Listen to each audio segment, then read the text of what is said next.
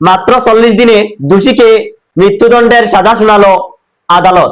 ন্যায় বিচারের এক অনন্য নজির স্থাপন করলো ভারতীয় আইন বিচার ব্যবস্থা। নিজের আপন ভাইপোকে আষাঢ়ে নির্মম হত্যা করার অপরাধে এক ব্যক্তিকে মৃত্যুদণ্ডের ফাঁসি শোনালো আদালত।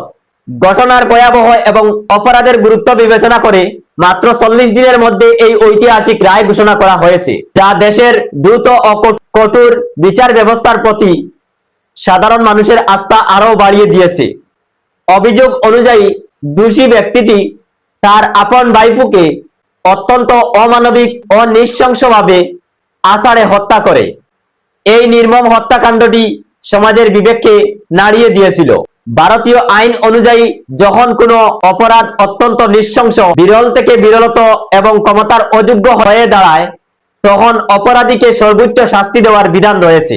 এই ঘটনাটিতেও পারিবারিক সম্পর্কের পবিত্রতা নষ্ট করে একটি নিষ্পাপ শিশুকে যেভাবে হত্যা করা হয়েছে, তার প্রেক্ষিতে আদালত একটি জঘন্যতম অপরাধ হিসাবে গণ্য করেছে এবং অপরাধীকে ফাঁসির আদেশ দিয়েছে।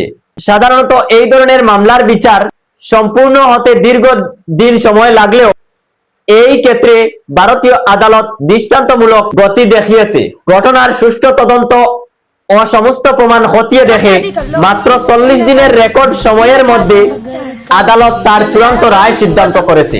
এই দ্রুত ও কঠোর সিদ্ধান্ত প্রমাণ করে যে অপরাধী যত শক্তিশালী বা সম্পর্ক যত কাছেরই হোক না কেন, ভারতীয় আইনের চোখ থেকে রেহাই পাওয়া অসম্ভব।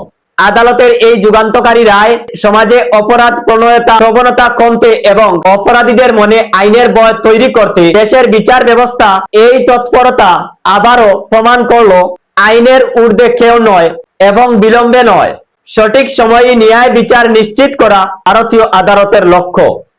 এবার আপনাদেরকে বলিয়ে দিতে চাই, গত কয়েকদিন আগে আপনারা দেখেছেন একটি শিশুকে নির্মমভাবে হত্যা করেছে একটি পশুচার যুবক। হত্যার কারণ হলো এই শিশুর মাকে সে শাদী করার প্রস্তাব দিয়েছিল, আর সেই শাদী গ্রহণ না করার জন্য শিশুটিকে আষাঢ়ে সঙ্গে সঙ্গে মেরে ফেলে, যার জন্য তাকে পুলিশ গুলি করে আটক করে এবং 40 দিনের মধ্যে আদালতের আইন অনুযায়ী তাকে ফাঁসির আদেশ দেওয়া হয়েছে।